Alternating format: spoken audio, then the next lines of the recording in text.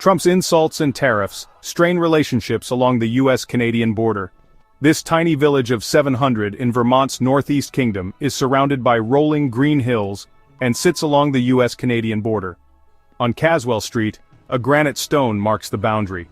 An American can reach out and almost touch the homes on the Canadian side, though a sign warns people that it's illegal to cross the border here. A few steps away, a visitor can wander into the Haskell Free Library and Opera House, a handsome brick and stone Victorian building that straddles the border.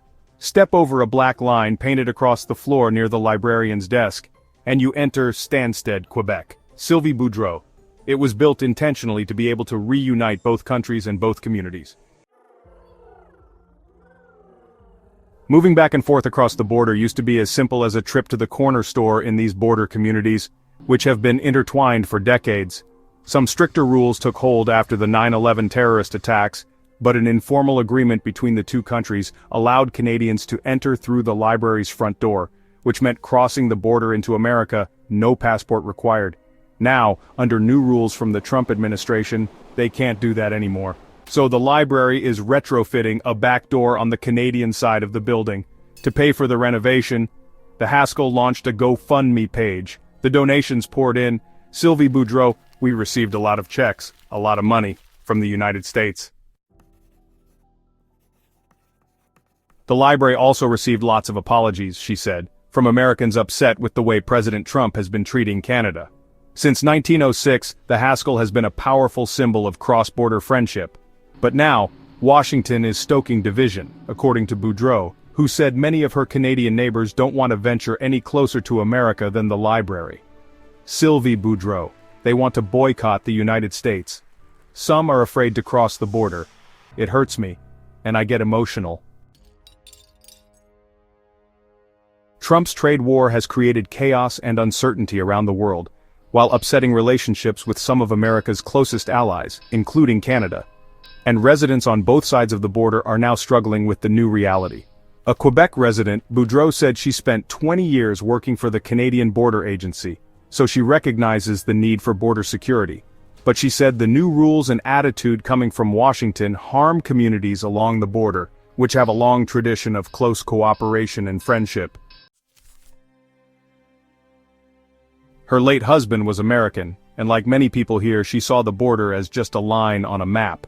But now it's keeping former neighbors apart. A visit to the library earlier this year by U.S. Secretary of Homeland Security, Kristi Noem, didn't help. Boudreau recalls that Noem stepped back and forth across the borderline, parroting her boss, Trump, referring to the Canadian side as the 51st state. Sylvie Boudreau. Being Canadians, we are all polite, so we didn't say anything. But Noem's antics were disrespectful, she said, and made her angry. Trump's taunts and tariffs have soured the relationship between these two communities, complicating trade and reducing border crossings. Jody Stone. We're definitely seeing less Canadian traffic going south. The decline in border crossings has a direct impact on the local economy. It means fewer people filling up at gas stations or grabbing lunch at a coffee shop. And Stone expects the slowdown to extend into the normally busy summer travel season. Not long ago, there were lines of cars at the crossing between Darby Line and Stansted, keeping American and Canadian border agents busy. But on a recent visit by WBUR, there were no lines. Officials on both sides of the border said the decline in traffic has been dramatic. According to the Canadian government, land crossings between the two countries are down by as much as 48%, while summer flight bookings are down more than 20%. Stone said the rift between Canada and the U.S. feels like a couple going through a breakup after one betrayed the other. He said Canadians feel a sense of duel, using the French word for mourning. Jody Stone, that's what we're going through. We had an economic relationship and a friendly family friends allies relationship as well, and I think that's what we're mourning. That breakup is also being felt on the American side. Fritz Halbettel, who emigrated from Austria and runs a restaurant and inn in Darby Line with his American wife, used to count on lots of Canadian customers, some of whom would just walk across the border for dinner. Fritz Halbettel, Thursday nights I have prime rib night and the Canadians used to come. But he hasn't taken a reservation from Canada since March. It's kind of stopped.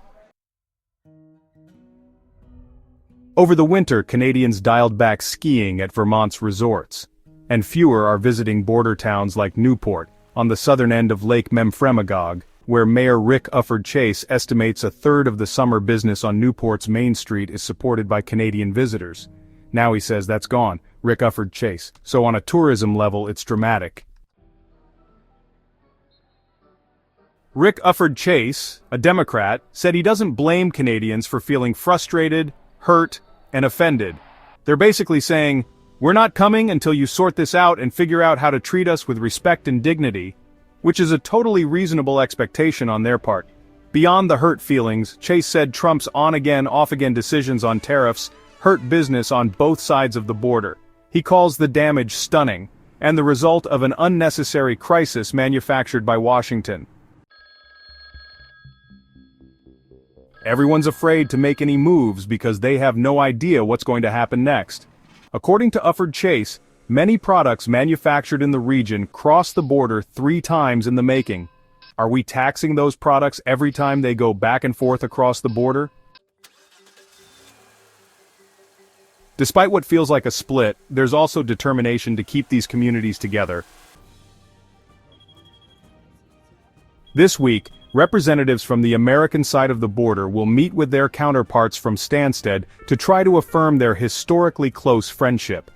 Brian Smith, a Republican member of the Select Board in the town of Darby, said he plans to attend the meeting. He's a big supporter of Trump, but even he acknowledged that Noam went too far with her taunts about a 51st state.